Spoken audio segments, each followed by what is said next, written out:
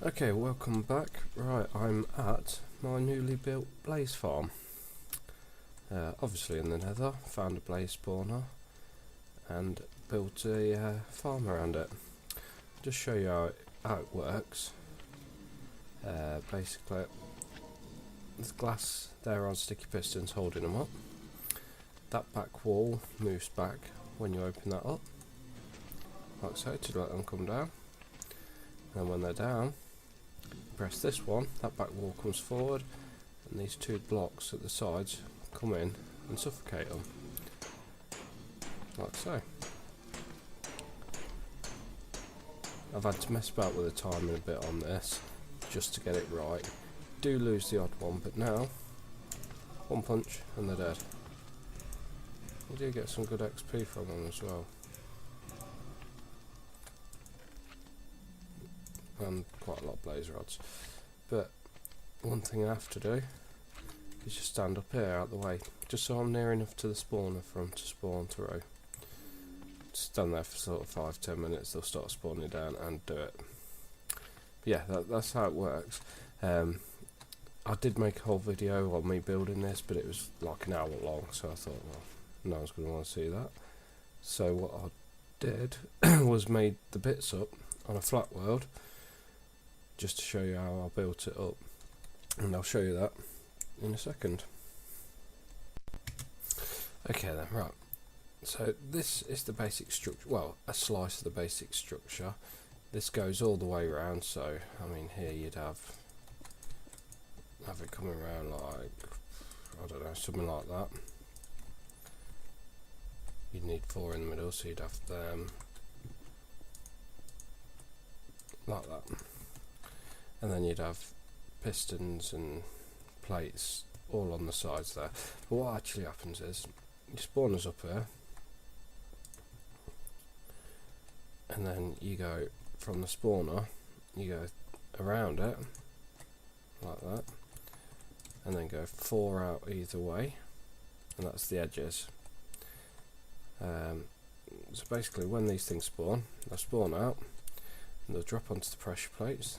Pressure plate will send the signal through the repeater into that block, into that piston, pushing it out. So anything that spawns will land on one of these and get pushed down like so.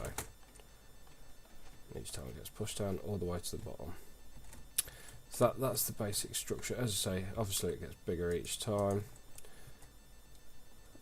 like that.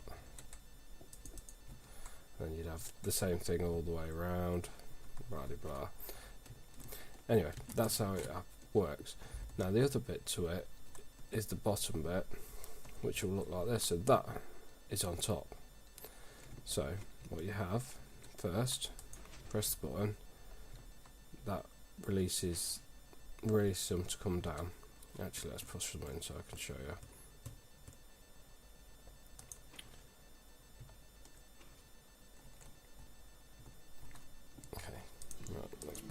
Put 4 in just to show you. Okay, so when that's done, yeah. Right, so that's still out, that back wall, so you press it and it lets them down, closes back up. The way it does that, if I just come out a bit, right, so it comes out, the power comes out onto a latch. It looks like that. Now that's always on, or it's always off. It takes a pulse signal and keeps it one way or another, and that goes up there to them pistons, which open up them glass bits at the bottom. Seems very complicated, but you can work your way around it. Then I want it to close again, so it's automatically closed. Press the button, it opens up. And then what it does, it sends a signal around these repeaters, which keeps it open for a certain amount of time, back into there, and that's what resets it. So if I quickly press it, see that's off, and it comes down. When it comes back in, shuts them again.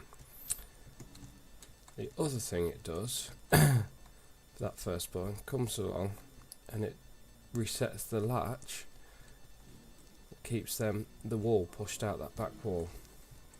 So that back wall's always pushed out until you open the doors, let things down, and it goes in. So that resets that. The way we suffocate them, so we press this button, back wall comes out, push them all forward, and then 2 blocks at the sides start hitting them. So we've got pistons on either side to do that. We've got the 4 pistons at the back to push the wall forward. Hopefully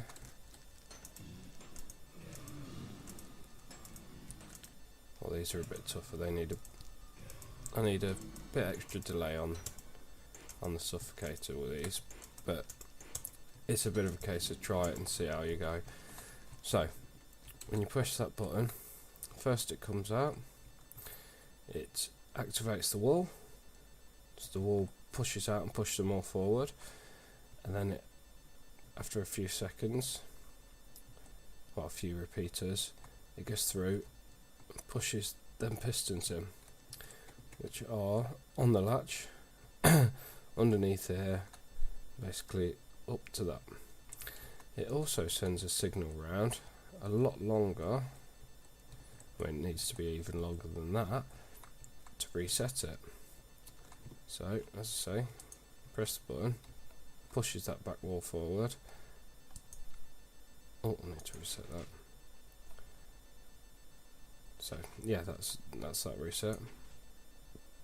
Back wall comes forward, and oh, there we go.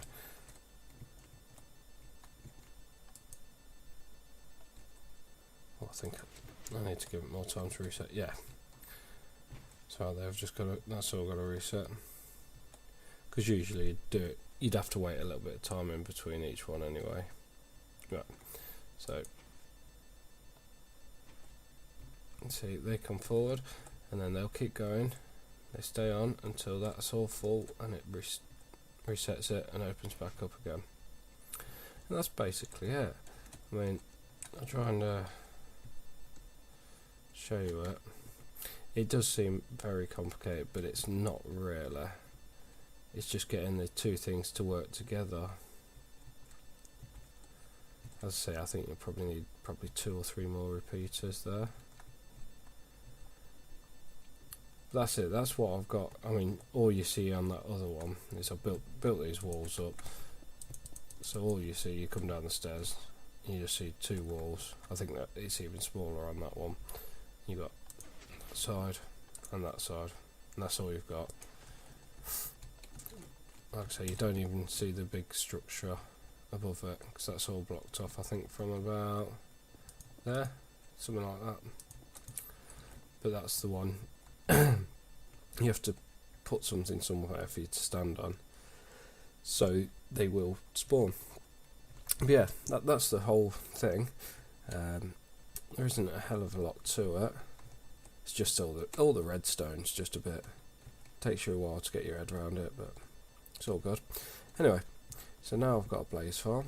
I'm getting blaze rods. I've just made a load of Eye of Enders, so I think the next episode's going to be in search of an Ender portal. So I'll see you then.